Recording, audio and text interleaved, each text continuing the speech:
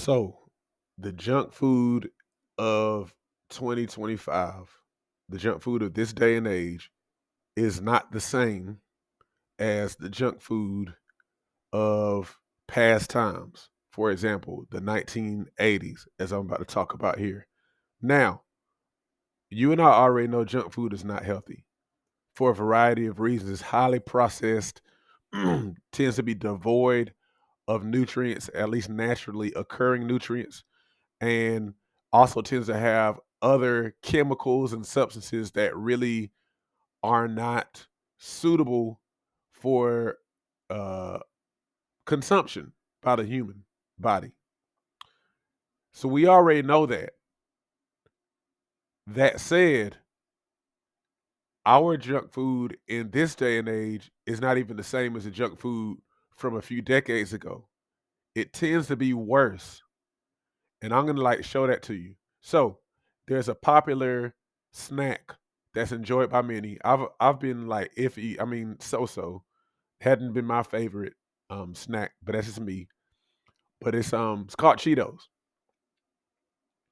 And I looked up the ingredients for Cheetos back, from today, and I also looked at the ingredients in Cheetos in the year 1980. Okay.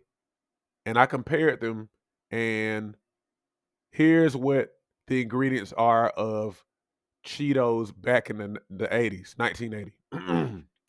Enriched cornmeal, vegetable oil, salt, cheddar cheese, whey, corn syrup solids, blue cheese, non-fat milk, citric acid, and artificial flavors. How many ingredients is that? Is that 1, 2, 3, 4, 5, 10? 10 ingredients. Okay. Now, and I'll talk about this a little bit in another video, but in case you don't know what enriched means, that just means that certain kind of vitamins and minerals are added, okay? Which, you can think maybe that makes it better. But I think that's just an effort to make sure folks get something in their diet. In other words, it's not going to be in there for the most part without folks adding it in a synthetic form. Vegetable oil, if I'm not mistaken, this is like various vegetable. It could be cottonseed oil, literally from cotton seeds.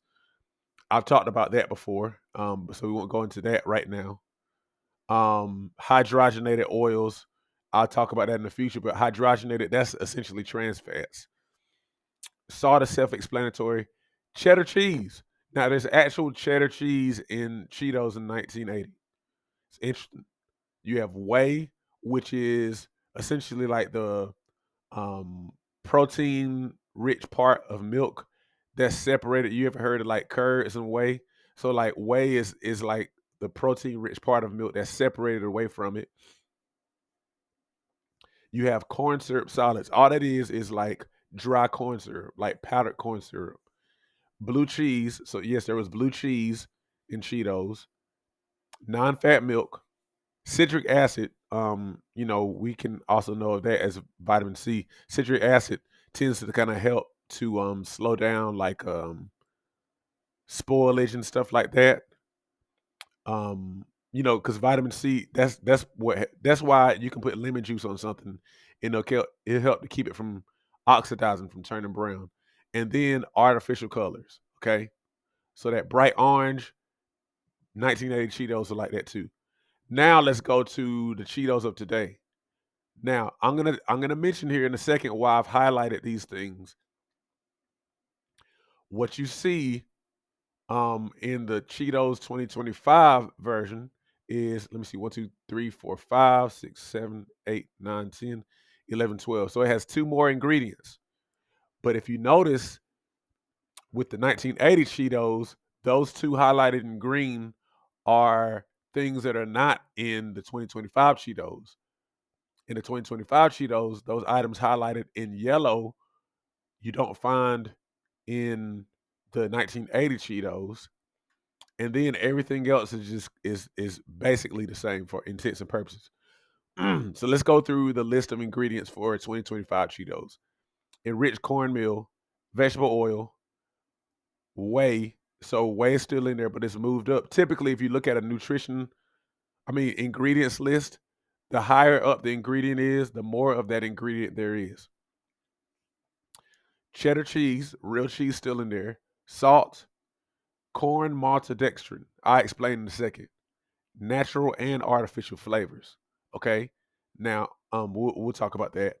Whey protein concentrate, monosodium glutamate, lactic acid, citric acid, and then artificial colors, specifically yellow number 6.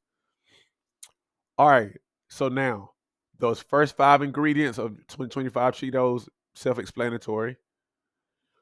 Corn maltodextrin, typically just called maltodextrin. What is maltodextrin? Typically, it's kind of like starch that you pull from foods like potato starch. Of course, you can pull it from corn, but it's that starchy part. It's like a sugar substitute, and maltodextrin jacks your blood sugar up. It's like I say, a replacement for sugar, and it has the same, if not more, I'm guessing, effect in with the blood sugar. It jacks it up. Okay, but the purpose is there is to enhance the flavor and to serve as like a sugar substitute. Then you have natural and artificial flavors. Remember this about natural and artificial flavors. Now, these are added to enhance the flavor. Thing is, you don't know what these are. That's why they're labeled that way.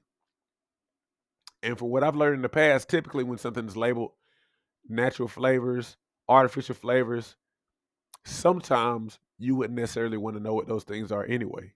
So, like, I learned, for example, that vanilla, so vanilla extract is from vanilla, like the real vanilla, and then vanilla, imitation vanilla flavoring is essentially from pine needles, from like a pine tree. So that's where that comes from. But there's other stuff in there that's just like, it may even be natural, but it's derived from stuff you would be like, that's weird. Like I can't remember what natural ingredient, natural flavor was derived from, like beaver blood or something like that. I'm serious. I can't remember which one it was though. Whey protein concentrate. Now that I think is specifically to replace the non-fat milk in the 1980 Cheetos.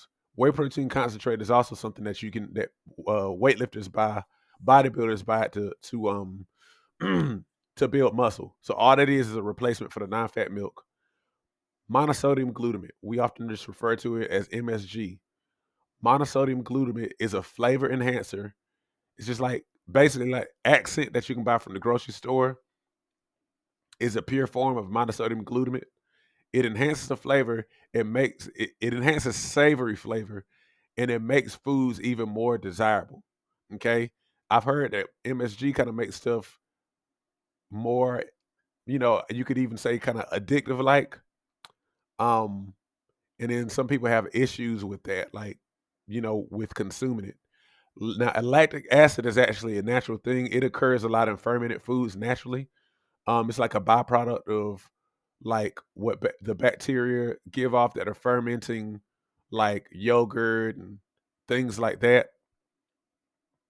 And if I'm not mistaken, it kind of helps to serve as like a type of natural preservative, so to speak. Then you got citric acid and artificial flavor. Now, that said, Cheetos from any era, I'm not saying they're healthy.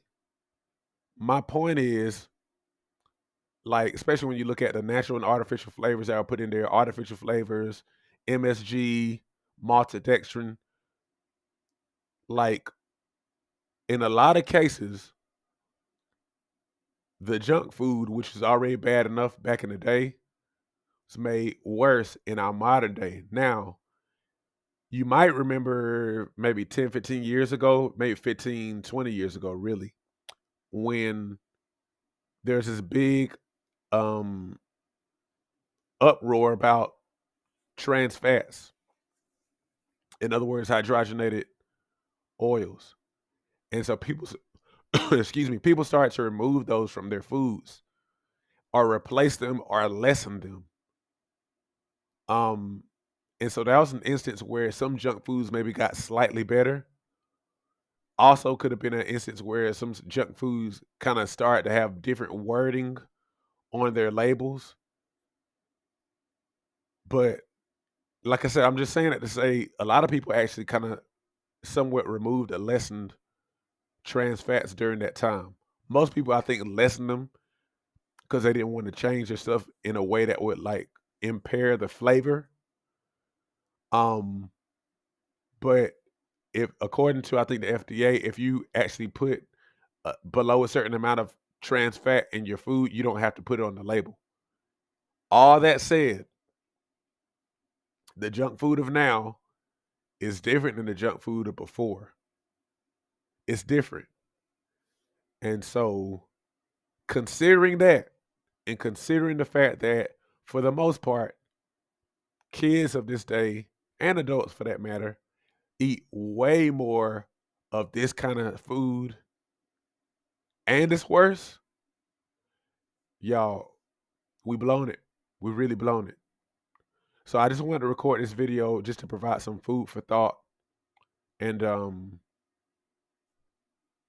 just think about it. Just think about it. As we get older, it becomes increasingly important to maintain and build muscle. Muscle helps you burn fat, stay mobile, and can contribute to longevity. However, many people have no idea how to work out to build muscle. My mini workout series on Patreon provides you with my body weight mini workout video library. These workouts use little to no equipment, which means that you can do them in the privacy of your own home. They start at beginner level and progress from there to ensure you continue to see results. Every workout is a full body workout, hitting chest, back, legs, and glutes, as well as other muscles in between. Become a patron today and receive access to my series of mini workouts, plus access to a digital copy of my book, 8 Weeks to Transform Your Diet and Your Health. By combining the workouts with healthy diet changes, as outlined in my book, you'll definitely be on your way to weight loss, improved health, and visible results. Join me at patreon.com/SeanB2B Fitness today.